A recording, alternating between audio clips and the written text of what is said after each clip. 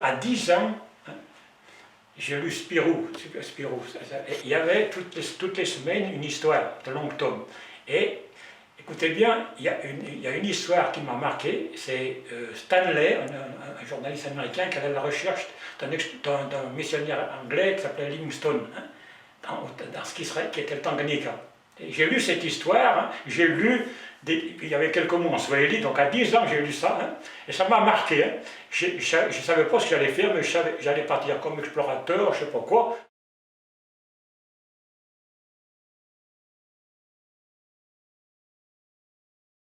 Moi j'étais au centre là, c'est sur un plateau à 1000 mètres au moins ici, 1200.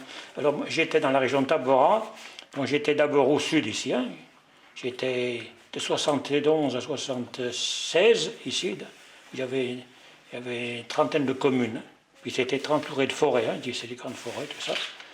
Et puis après je suis allé ici, c'est dans un département entier, au Songo, c'est là que j'étais en charge de la paroisse, et j'ai été membre du conseil général pendant 5 ans avec eux, pour les projets de développement. Et puis après, je suis été dans ce secteur-là. Et puis les gens c'était un peu le Far West. Les gens construisaient dans la forêt, là, de plus en plus. Il y a même des villages, j'aurais voulu y aller, il y avait des villages où ils n'avaient jamais vu de blanc, il paraît. Quand je suis arrivé en 71, j'ai fait une école de langue. Et alors, pendant les vacances, le 1er janvier 72, j'ai fait l'ascension du Kilimanjaro, 6000 mètres. Puis alors, j'ai un peu fait le chasseur aussi. Et puis alors, ça, c'est des fusils de traite. Et les gens font des fusils eux-mêmes. Il fait tout lui-même. Alors des fois, quand ils mettent trop de poudre, ça leur pète au nez, mais enfin... Alors ça, et puis ça, c'est la petite maison des ancêtres, là, de chaque famille. Parce que dans la région traditionnelle, il y a bien un Dieu qui est loin, mais on pense surtout aux ancêtres, qu'il faut bien penser à eux. Sinon, si on ne pense pas à eux, ils risquent d'envoyer la peste ou la sécheresse, alors il faut bien penser à eux. Ça, c'est le premier endroit où j'étais, ma première moto. On est père blanc parce qu'on s'habille comme ça, on s'habille en djellaba et le burnous blanc. C'est pour ça qu'on a appelé père blanc. Alors maintenant, les pères blancs sont presque tous des Africains. Alors, le vrai nom, c'est missionnaire d'Afrique. Comme père blanc noir, ça fait un peu compliqué. Alors voilà, j'ai le costume tanzanien de l'époque du siècle dernier, qui était créé par le président Nyerere. C'est-à-dire un costume avec chemise ouverte. Dans les pays chauds, c'est quand même meilleur que maintenant. Tout le monde veut se mettre à l'européenne avec des cravates bien serrées, ou des cols romains pour les prêtres. Moi, j'ai mon costume que j'ai fait faire pour mes 25 ans d'ordination, et j'essaye de le garder pour faire mes 50 ans d'ordination en 2021. Alors voilà. Alors je fais attention de me ménager pour les repas et pour garder la forme, et c'est quand même mieux que ces costards. Alors, il y a deux groupes qui s'affrontent avec leurs danseurs, et puis alors, pendant 8 jours, le responsable s'appelle Mlingi, c'est un peu comme un griot, il prend des habits de plus en plus jolis pour attirer le monde. Et ils font des potions magiques pour gagner. Puis alors, des fois, celui qui perdait, ça faisait des bagarres, puis alors, il fumait de la drogue aussi des fois. Et alors, moi, au bout de quelques temps, j'ai dit aux chrétiens, surtout moi, je suis venu pour dire, j'ai un message de quelqu'un qui dit « aimons-nous », sans peur. Alors, c'est le message des chrétiens, puis chacun prend ce qu'il veut. Et c'était mon message, je dis, si vous voulez, on peut faire un groupe, et alors un groupe avec tout le monde, des chrétiens, des musulmans, mais pas de potion magique. Et alors, chez moi, je suis de la région de Saint-Étienne, où il y a beaucoup de rubans. Alors, j'amenais des rubans de chez moi, là. Alors, on a fait un groupe, et puis, sans potion magique, et alors on gagnait tous les coups, parce que dans la région où j'étais, il n'y avait pas beaucoup d'habits, ils n'étaient pas très forts pour faire des habits, donc... Et puis alors, comme il n'y a pas de masque, j'ai amené des masques de carnaval aussi. Alors, on attirait tout le monde avec ça. Alors, c'est moi ici. Il y a pas, dans l'Afrique de l'Est, il y a des masques. Mais donc, il faut faire des trucs qui attirent les gens. Surtout qu'il n'y avait pas encore la télévision. Donc, ça attirait les foules, des centaines de foules qui venaient. J'avais acheté une chemise en peau de léopard au Rwanda, à côté. Oui, ça, c'est la batterie traditionnelle. Il y a un gros tambour, il y en a un qui joue avec le gros tambour, un autre qui joue avec les trois petits, et puis un autre avec des baguettes sur le troisième. Donc, il joue à 3, c'est coordonné.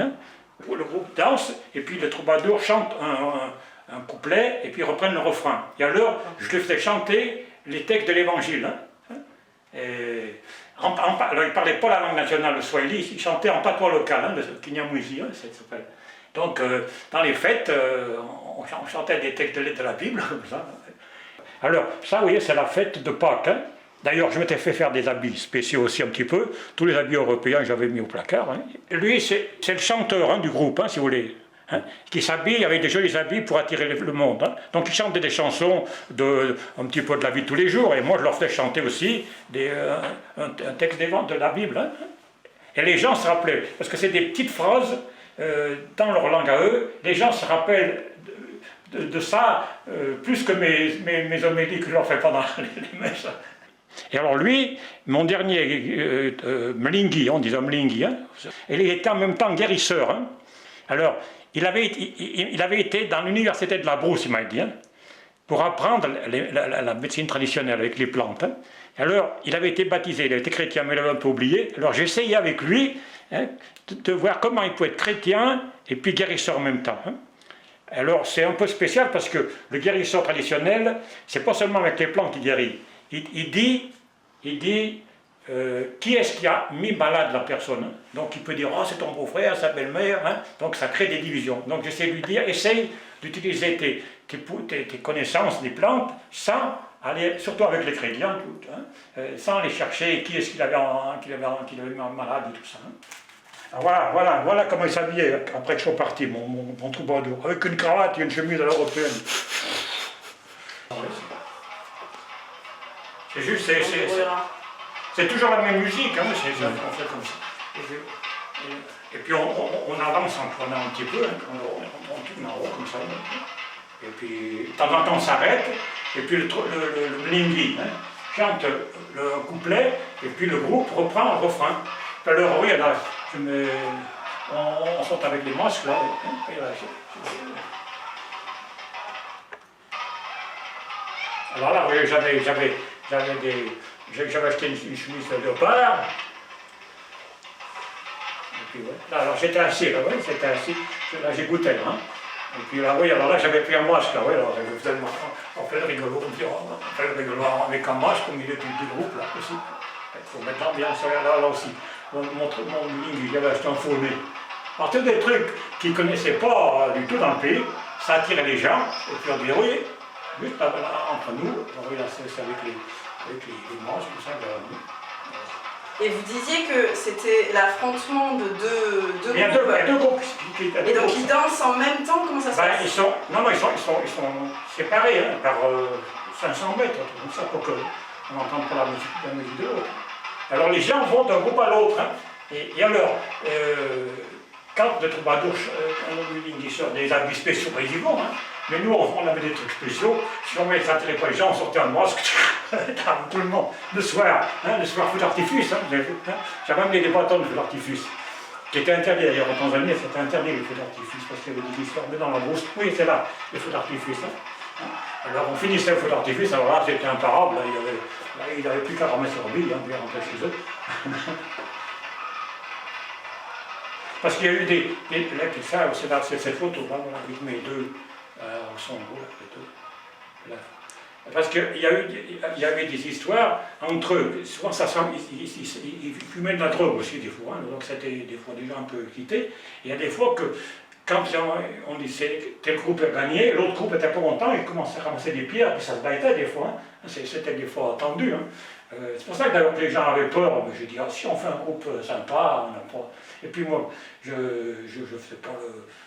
n'essayais pas de me bagarrer avec les autres, tout ça. Là. Alors, ça, moi, j'ai du bon temps.